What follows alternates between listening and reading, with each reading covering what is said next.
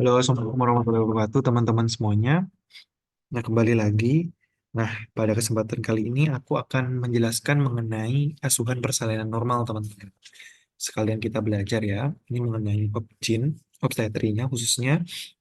Jadi, kita harus mengetahui dulu bagaimana sih tanda dari APN atau asuhan persalinan normal itu. Asuhan persalinan normal. Oke, asuhan persalinan normal atau APN ada tanda-tandanya teman-teman. Ada 5 tanda dari APN. Yang pertama, usia kehamilan yang aterm. Aterm itu berapa? Aterm itu sekitar 38 sampai 42 minggu, teman-teman.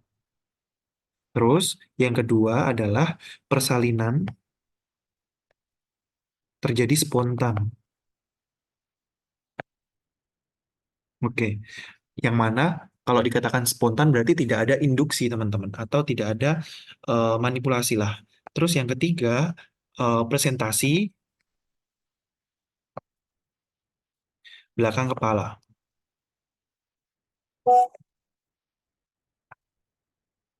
Terus yang keempat, berlangsung tidak lebih dari 18 jam.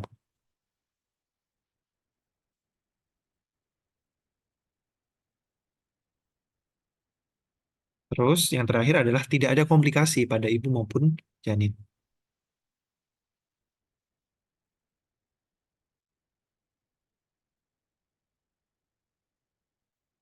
Nah, 5 tanda dari asuhan persalinan normal itu kita harus tahu. Yang mana indikasi-indikasi apa saja yang kita bisa lahirkan secara normal atau melalui PSP atau melalui pervaginam gitu ya. Yang pertama, melalui spontan kekuatan ibu sendiri, bayinya tunggal, hidup intrauterin, jadi di dalam uterus. Yang ketiga, ada genap bulan, letak belakang kepala, berat lahir janinnya itu 2.500 gram atau kurang dari 4.000 gram, jadi tidak boleh lebih dari 4 kilo ya. Terus berlangsung kurang dari 18 jam tadi sudah, dan tidak ada komplikasi pada tiap-tiap kala pada asuhan persalinan itu sendiri. Mulai dari kala 1, 2, 3, 4. Itu boleh dilahirkan secara normal. Terus eh, sekarang kita akan menuju ke apa itu namanya? Ke fase persalinan normal. Fase persalinan normal. Oke, fase persalinan normal ini ada 4 kala, teman-teman. Mulai dari kala 1, terus kala 2, kala 3,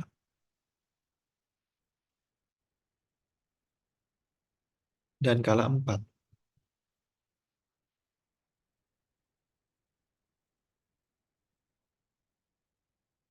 Oke, kita akan bahas satu-satu terlebih dahulu. Yang pertama adalah kala 1. Apa yang terjadi di kala 1? Jadi, di kala 1 ini adalah ada 2 fase yang wajib diketahui, yaitu fase laten sama fase aktif. Oke, yang pertama, fase aktif laten terlebih dahulu. Fase laten ini terjadi, kita harus lihat tanda-tanda infartu atau kehamilan dari pasien. Yang mana pada fase laten ini terjadi pembukaan serviks 1 sampai 3 cm, teman-teman. Terus kalau fase aktif itu pembukaan serviksnya itu ada 4 sampai 10, jadi sampai lengkap. Itu fase aktif, teman-teman. Yang mana kalau fase laten itu berlangsung selama kurang lebih 8 jam, terus fase aktif lebih sedikit, yaitu kurang lebih 6 jam. Oke, sekarang kita harus tahu tanda-tanda infartu itu sendiri. Jadi, tanda-tanda infartu yang pertama, tanda infartu. Oke, tanda-tanda infartu atau mau lahir ini ya. Yang pertama, his harus adekuat, teman-teman. Yang kedua, ada lendir keluar lendir darah. Terus ada ketubannya udah pecah. Terus pembukaan serviks dan penipisan serviks.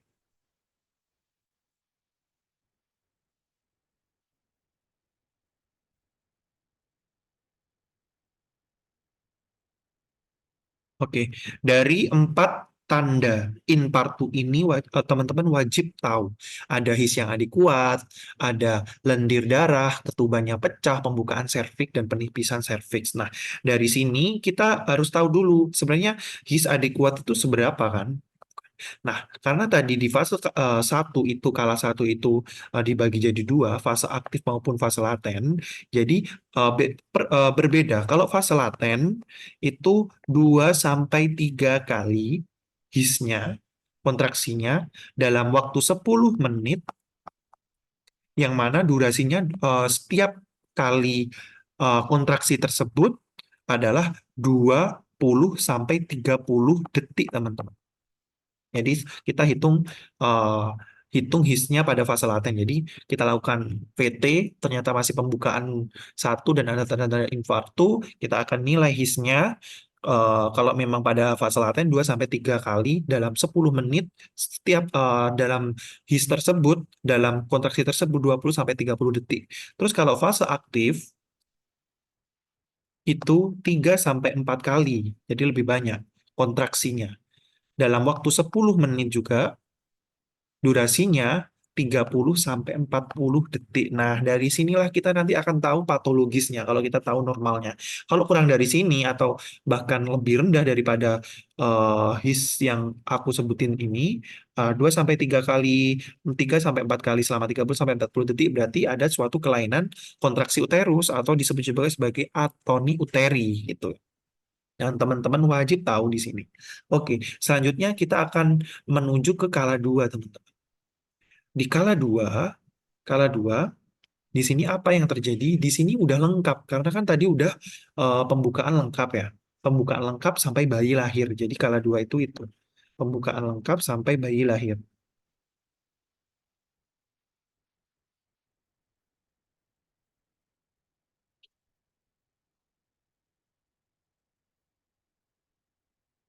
Oke, di kala 2 ini apa itu namanya, kita harus tahu perbedaan waktu, yang mana kan jalan lahir dari pasien itu tergantung riwayat dari persalinan sebelumnya. Jadi pada ibu-ibu preemie gravid atau sebelumnya belum pernah lahiran atau lahir pertama, itu biasanya lebih lama, eh,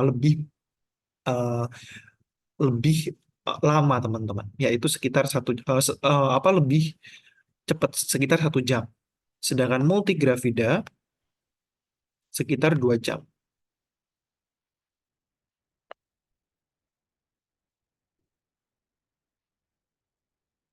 Oke, di sini apa yang terjadi di kala 2 ini, kalau memang udah ada pembukaan lengkap tadi, pembukaan udah 10, berarti kita harus lihat tanda-tanda tanda kala 2. Apa sih tanda-tandanya kala 2? Yang pertama, yang pertama yaitu ada tandanya, yang pertama adalah dorongan meneran. Jadi dorongan untuk pasien itu mengejan gitu ya, meneran. Terus yang kedua adalah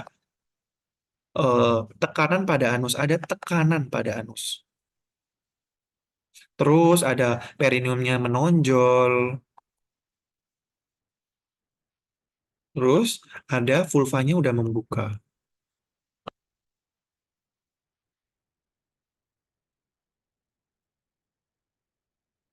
Nah, 4 tanda pada kala 2 ini wajib teman-teman lihat.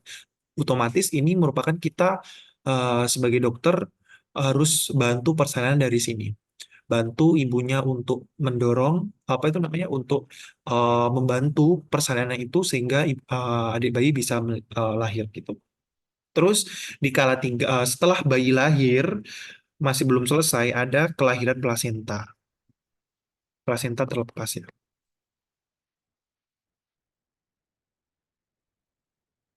Oke, di kala 3 ini, di sini ada tanda-tanda juga, tanda plasenta udah lahir.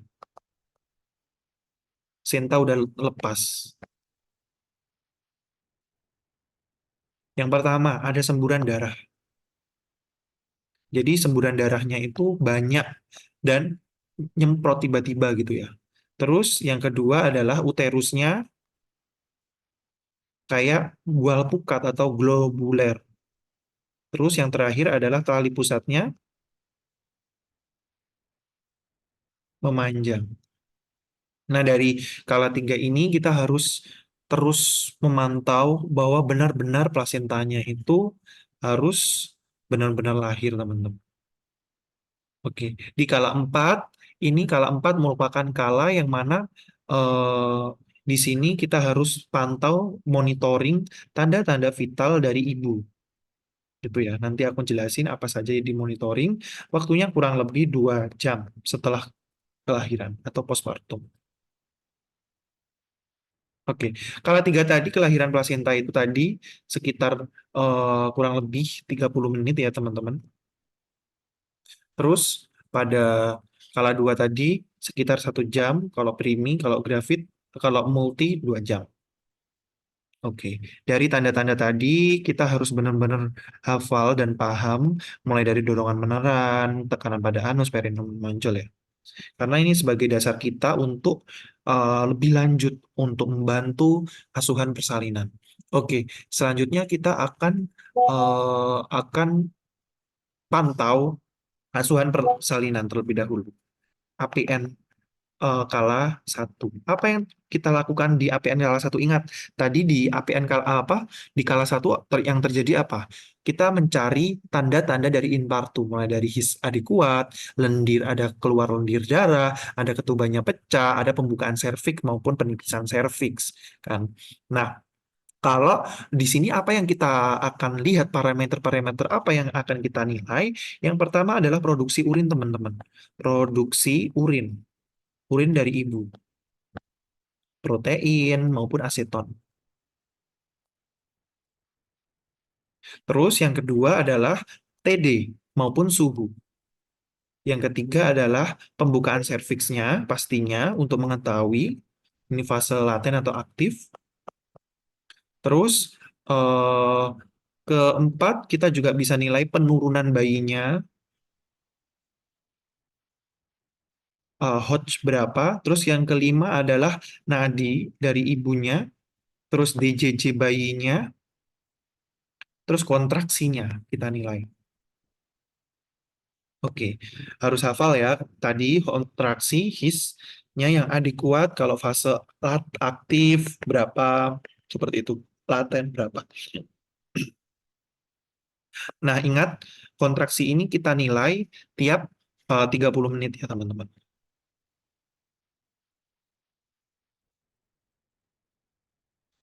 Tiap 30 menit. Oke. Terus untuk tekanan darah maupun nadi, pembukaan serviks kita VT maupun kita VT ya, dan kita melihat janinnya udah turun apa, itu setiap 4 jam. Per 4 jam.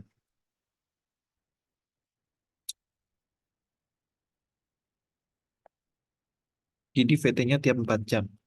Terus nadi di sini per setiap 30 menit. Setiap 30 menit kita akan lihat nadi dari ibu. Kalau di JJ juga sama. Tiap 30 menit. Sedangkan suhu maupun tensi dari ibu kita bisa nilai sama seperti pembukaan serviks maupun penurunan serviks, yaitu 4 jam. Gitu ya teman-teman.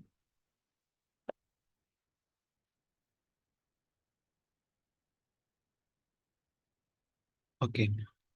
Terus kita akan beralih ke manajemen untuk kala 2.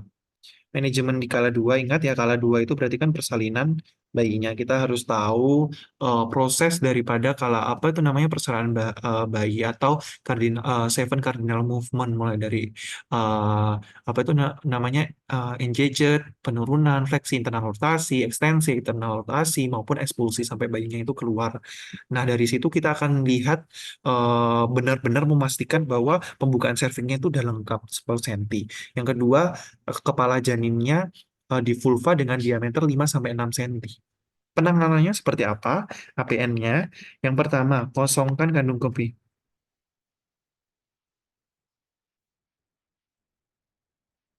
Terus eh kita akan mengatur posisi partus untuk agar senyaman-nyamannya ibunya ya.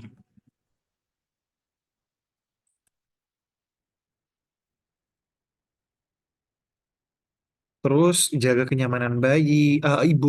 Terus ajarkan cara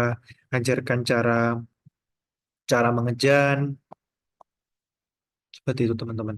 Terus yang keempat adalah cek DJJ. Jadi saat kala dua pun kita akan cek DJJ saat dan setelah kontraksi.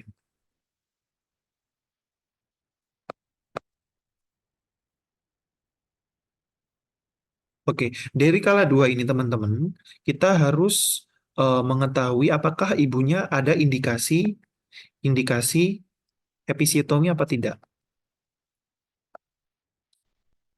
atau kita apa gunting apa perineumnya dari ibu ya.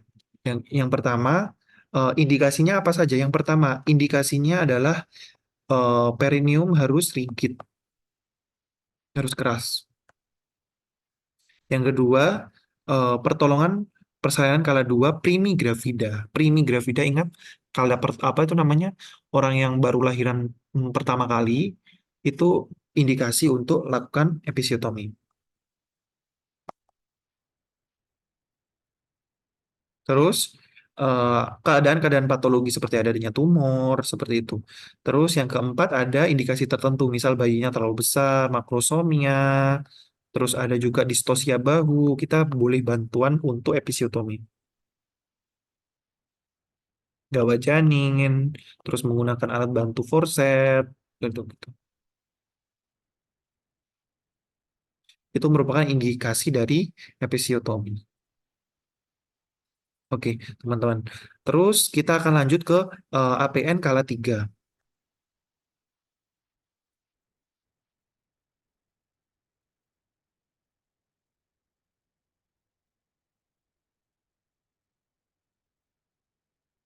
Ya, teman-teman. Jadi APN kala 3 itu kita akan lakukan masase atau pijat uterus.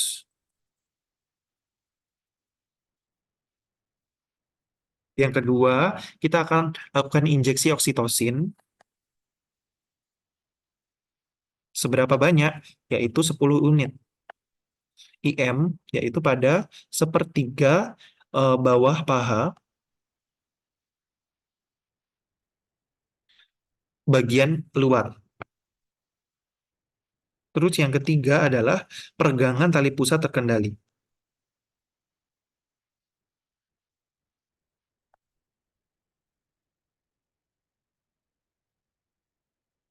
Nah, jika apa plasenta belum lahir juga di sini dalam waktu 15 menit, dalam 15 menit belum lahir, terus kita suntik lagi 10 international unit oksitosin IM. 30 menit belum lahir, rujuk gitu.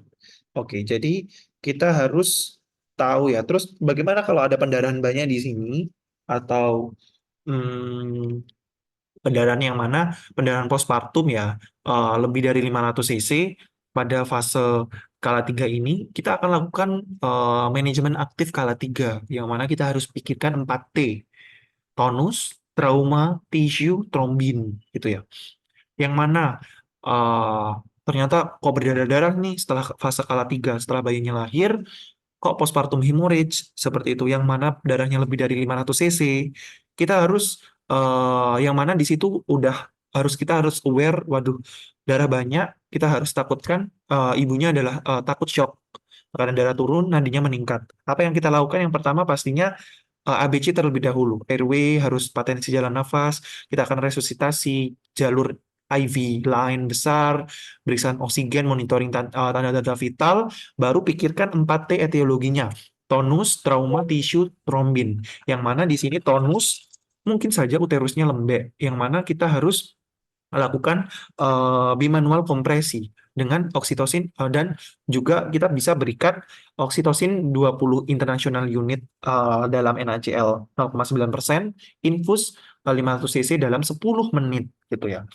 Terus apa itu namanya? Itu permasalahan kalau memang eh, pada tonus gitu ya teman-teman. Terus kalau pada trauma kita harus eksplorasi jalan lahirnya, apakah ada robekan, apakah ada trauma seperti itu. Kalau memang ada suatu inversio uteri, ada laserasi pada jalan lahir, maka kita harus jahit secepat mungkin. Terus kita harus pasang drain dan kembalikan uterus jika mengalami inversi atau pembalikan. Itu juga bisa mengakibatkan trauma dan kehilangan darah yang banyak gitu ya teman-teman. Terus apa itu namanya? eh, Kita harus lihat plasenta. Plasenta udah lahir. Kita harus lihat benar-benar plasenta. Plasentanya ini benar-benar udah lengkap lahir atau tidak, ada nggak yang tertinggal. Kita harus eksplorasi manual plasenta, boleh menggunakan kuret atau kalau udah mulai apa, udah apa, kalau ada di Opjin itu ada spesialis ini boleh kasih methotrexate. Terus kita harus perhatikan bekuan darah. Terus kalau memang darahnya terus mengucur banyak, siapkan transfusi dan periksa sistem pembekuan darah PT APTT-nya. Bagaimana? Kalau memang darahnya nggak membeku, berarti kita akan curiga pada 4T itu adalah trombinnya. Maka kita akan ganti faktor-faktor pembekuan darahnya seperti FFP, TC gitu, trombosit konsentrat seperti itu. Terus kalau perdarahan terus menerus lebih dari 1000 cc, terus pendarahan atau pendarahannya masif, tidak kita lihat ibunya semakin darahnya drop, maka resusitasi dengan adik kuat, transfusi siapkan, pasang tampon. Gitu ya teman-teman. Itu manajemen kala 3 aktif gitu ya. Oke, sekarang kala 4. Kala 4 apa yang kita nilai? Kala 4 ini adalah pada kala 4 di sini adalah 2 jam postpartum kan. Pada 2 jam itu, pada 1 jam pertama, 1 2 jam kedua kita bagi. Kalau pada jam kala 4 yang pertama kita harus TTV pasien monitoring setiap 15 menit. Jadi 4 kali kan dalam jam pertama. Sedangkan kedua TTV-nya per 30 menit. Jadi 2 kali. Total TTV observasi sebanyak 6 kali teman-teman. Pada kala 4. Terus pada kala 4 itu jangan lupa IMD ya, inisiasi menyusui dini. Terus kita juga ini apa? Evaluasi estimasi jumlah pendarahan. Oke, mungkin dari situ ini merupakan asuhan persalinan normal mulai dari kala pertama, kala sampai kala keempat. Mungkin kurang lebihnya itu ya teman-teman. Nanti kita lanjut ke materi-materi selanjutnya.